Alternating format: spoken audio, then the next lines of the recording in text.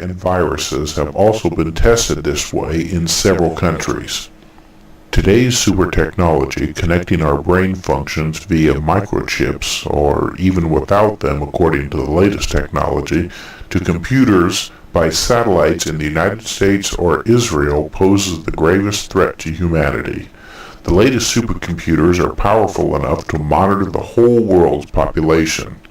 What will happen when people are tempted by false premises to allow microchips into their bodies?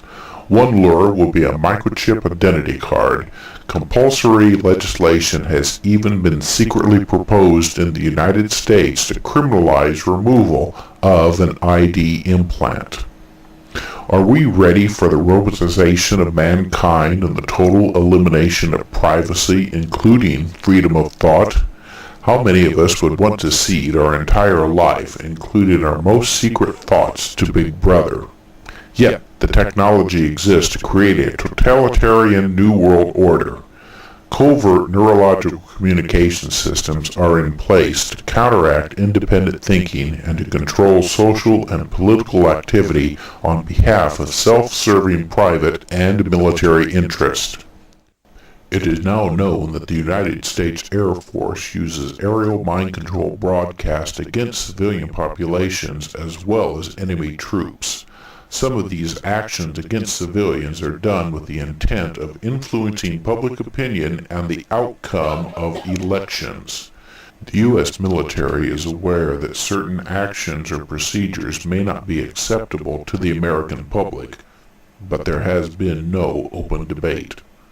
On July 24, 1994, the U.S. Department of Defense proposed that non-lethal weapons be used not only against declared enemies, but against anyone engaged in activities that the DoD opposed. That could include almost anybody and anything. Note that the mind-controlling technology is classified under non-lethal weapons.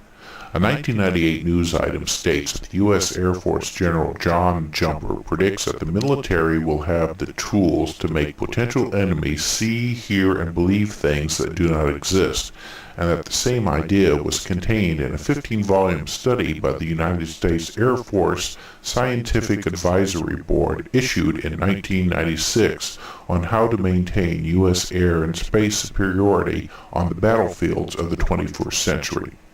In military speak, a prediction means don't be surprised when you find out we've already got this, but it's classified and we can't admit to it just yet.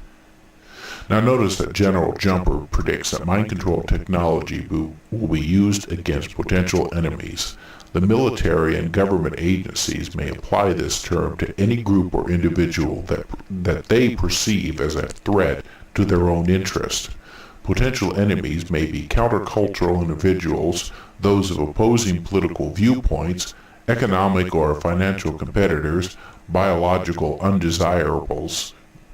It's part of the military agenda to identify potential threats so as to be prepared to meet them. Experience has shown that the U.S. government, the CIA and FBI for example, has moved against these people or groups, slandering, harassing, even killing them without adequate cause or legal sanction. A weapon that can be used in secret lends itself to abuse by unethical individuals in positions of power. The military and secret services have shown themselves often to be lacking in ethical constraints. After all, the job of the military is war. It is killing people. And so just how this is accomplished may be considered irrelevant. The lone gunmen that we hear about in assassinations, assassination attempts, school shootings, etc., are mind control individuals who have been programmed to carry out these missions. Ted Bundy, the Son of Sam serial killer David Berkowitz, Lee Harvey Oswald, Timothy McVeigh, the Columbine shooters, Sirhan, and others were mind-controlled individuals who were programmed to perform these killings. Tens of thousands of young teenage boys were kidnapped and forced into a mind-control training program called the Montauk Project starting around 1976. There were at least 250,000 mind-controlled Montauk boys produced at 25 different facilities, similar to the underground base at Montauk, Long Island. Many of these boys were to become sleepers, programmed to go into action at a later date when properly triggered to engage in some sort of destructive or disruptive conduct. Other Montauk boys were woven into the fabric of mainstream American life as journalists, radio and TV personalities, businessmen, lawyers, judges, prosecutors, maybe even presidents. The day is now approaching in which government mind control technologies will be directed at you, your neighbors, and your loved ones. Every single day, equipment is being erected and installed in this country with the hidden purpose of exerting mind control over the entire population. These mind control technologies have been in place for a long time. It's not an accident that the frequency band chosen for cell phone use just happens to match the second-order waves that Dr. Wilhelm Reich discovered in the late 1940s to affect thought transmission and allow the mind to be manipulated without the victim realizing it. The United States is not alone in the research and development of mind control technology. It's well known that the former Soviet Union had developed and implemented mind control devices that were equal and even more advanced than that developed by the United States. As early as 1975, the Soviet Union was beaming radio frequency signals towards North America.